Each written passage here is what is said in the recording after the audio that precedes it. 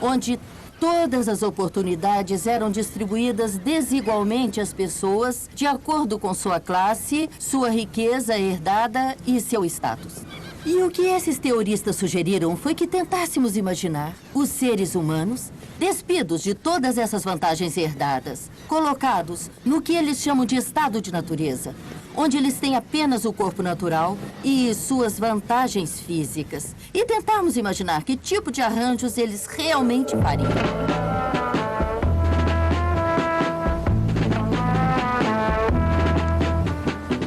A tradição do contrato social é, sem dúvida, uma tradição filosófica e acadêmica. Mas ela também tem uma tremenda influência na cultura popular e em nossa vida pública em geral. Porque nós, todo dia, ouvimos coisas do tipo: essas pessoas não pagam as próprias despesas. Ou, apoiando um ou outro grupo de pessoas, ora, eles serão péssimos para a nossa economia. Portanto, a ideia de que um bom membro da sociedade é um produtor que beneficia todo mundo é uma ideia muito viva. E ela está por trás do declínio dos programas sociais neste país. Eu acho que está por trás do ceticismo de muitos americanos. Em relação à Europa, a democracia social europeia, nós ouvimos coisas do tipo: o Estado mínimo, como se houvesse algum problema na ideia de cuidado maternal, como concepção do que a sociedade de fato faz. Nós também vemos isso de outra forma na imagem de quem é o verdadeiro homem. O verdadeiro homem é mais ou menos como essas pessoas no estado de natureza. Ele não precisa profundamente de ninguém. Ele não é ligado a ninguém por laços de amor ou compaixão. Ele é um solitário capaz de seguir seu próprio caminho. Então, desprovido de vantagens, ele escolherá ter certos tipos de arranjos sociais.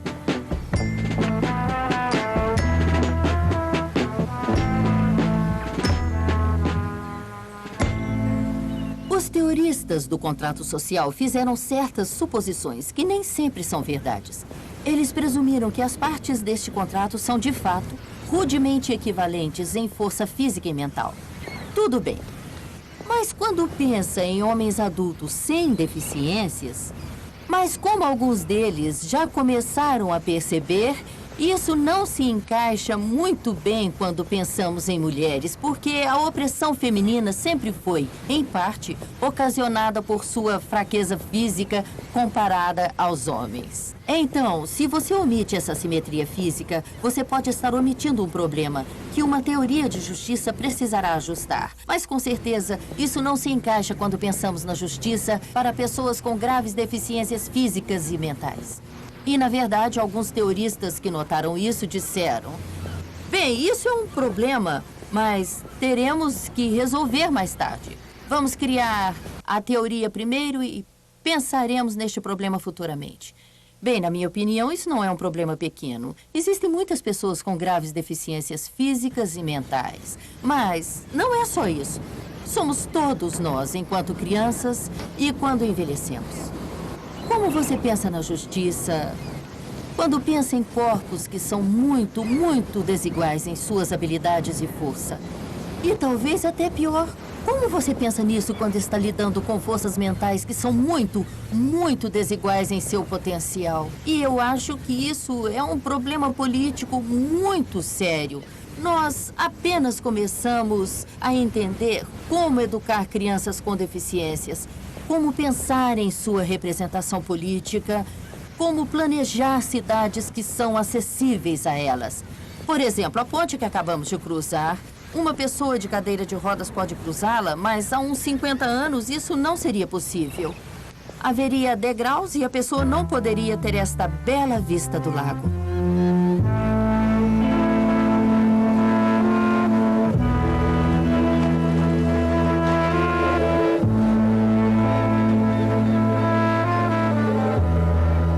A abordagem das habilidades, conforme eu desenvolvi como uma teoria de justiça, começa com a ideia de que todos os seres humanos possuem uma dignidade inerente e exigem circunstâncias de vida condizentes com esta dignidade.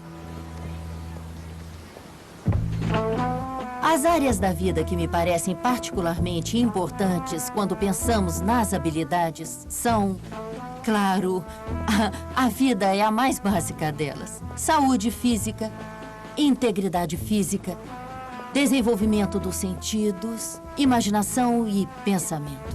O desenvolvimento do raciocínio prático, o desenvolvimento de conexões tanto mais informais na família e amizades, mas também na comunidade política. O desenvolvimento da habilidade de brincar e ter oportunidades recreacionais, a habilidade de ter relacionamentos com outras criaturas e o mundo da natureza. Desenvolver habilidades emocionais, porque eu acho que muitas teorias omitem o fato de que não queremos ter uma vida cheia de medo, por exemplo.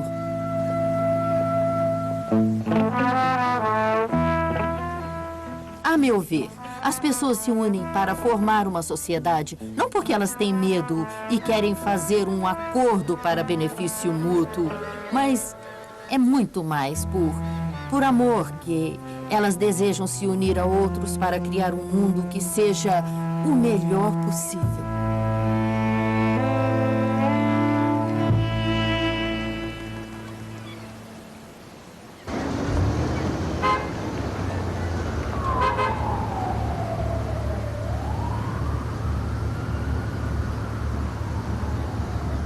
É preciso ir à escola para ser filósofo?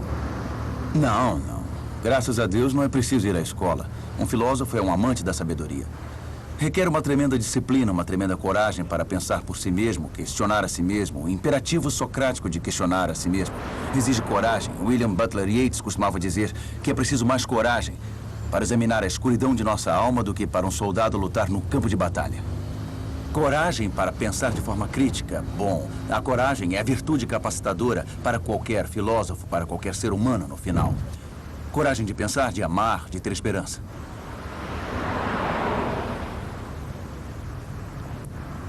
Platão disse que a filosofia é uma meditação e uma preparação para a morte. Por morte, ele não quer dizer um evento, mas uma morte em vida. Porque não há renascimento, não há mudança, não há transformação sem morte.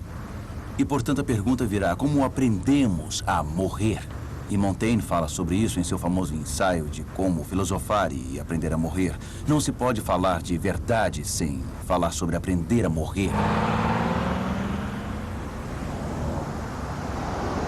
Acredito que Theodor Adorno estava certo quando disse que a condição da verdade é permitir que o sofrimento fale. Isto dá a ele uma ênfase existencial. Então, trata-se da verdade como meio de vida, ao contrário da verdade como um conjunto de afirmações que correspondem a um conjunto de coisas no mundo. Os seres humanos são incapazes de obter qualquer monopólio da verdade com V maiúsculo. Podemos ter acesso à verdade com V minúsculo, mas são alegações falíveis sobre a verdade e podem estar erradas.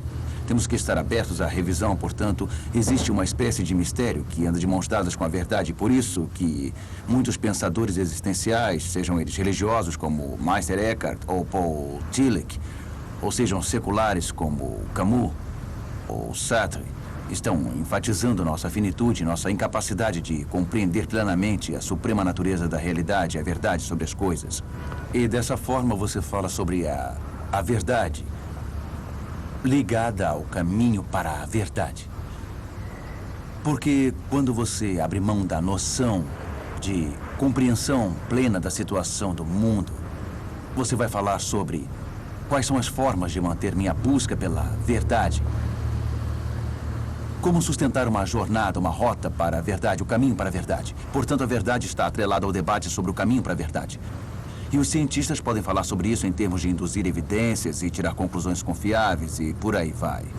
Pessoas religiosas podem falar sobre isso em termos de abrir mão do orgulho e arrogância em face de uma revelação divina, enfim.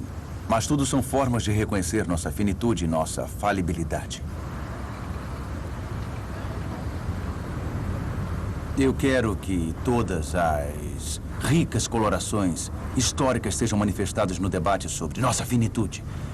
Nascer de uma mulher com um odor fético que eu chamo de funk. ser apresentado ao funk da vida no ventre e à força do amor que nos faz sair. Então, certo? Então, seu corpo não é só morte. Vico fala sobre isso e nisso Vico é muito melhor do que Heidegger. Vico aborda em termos de ser um cadáver. Heidegger não fala sobre cadáveres, fala sobre morte. Continua muito abstrato. Não deixe de ler a poesia de John Donne. Ele vai falar sobre cadáveres que se decompõem. Então isso é história. Essa é a essência crua, funk, fétida da vida. É o que os homens do blues fazem. É o que os homens do jazz fazem. Eu sou um homem do blues. Na vida da mente, sou um homem do jazz no mundo das ideias. Então, para mim, a música é vital. E quando se fala em poesia, quase sempre Platão se referia essencialmente a palavras. Enquanto eu me refiro a notas, a tom, a timbre, me refiro a ritmo. Para mim, a música é fundamental. A filosofia deve entrar na escola não só com poetas, a filosofia deve entrar na escola com os músicos. Lembre-se de que Platão bane a flauta em A República, mas não a lira. Por quê? Porque a flauta apela para todos esses vários lados de quem somos, considerando sua concepção tripartite da alma. Racional, espiritual e desejante. E a flauta apela às três partes, enquanto ele acha que a lira, com uma corda só, apela apenas a uma, portanto é permissível. Mas a ironia é que quando Platão estava no leito de morte, o que ele fez? Bem, ele pediu à menina Traciana para tocar música na flauta.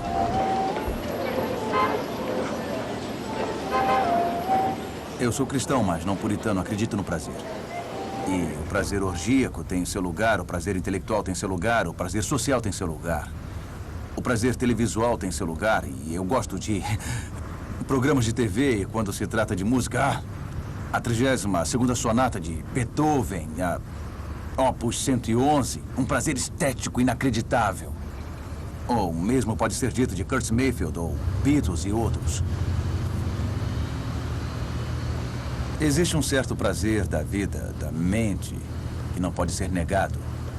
É verdade que você pode ser isolado socialmente por ficar na biblioteca ou em casa, mas está intensamente vivo. Na verdade, está muito mais vivo do que essas pessoas que andam pelas ruas de Nova York, aglomeradas e sem qualquer interrogação ou questionamento intelectual. Mas se você ler John Ruskin ou Mark Twain ou, meu Deus, Herman Melville, você tem quase que jogar o livro na parede porque se sente tão intensamente vivo que tem que dar um tempo. Você fica elétrico, né? Exato, dê um tempo, traga um pouco de monotonia para a vida. Pegue Moby Dick, jogue na parede, que nem Goethe jogou o trabalho de von Kleist na parede. Era demais. Ele fez Goethe relembrar as trevas da qual estava fugindo depois de superar os impulsos suicidas com os sofrimentos do jovem Werther nos anos 70, que fez com que ele se encaminhasse para o neoclassicismo em Weimar. Existem certas coisas que nos deixam muito vivos. É quase como estar intensamente apaixonado, não pode fazer nada. É difícil voltar para o Cronos, difícil voltar para a vida cotidiana, entende? Essa dimensão cairótica de estar apaixonado por outra pessoa, tudo faz sentido, quer manter isso, mas tem que ir ao banheiro, beber água, sei lá.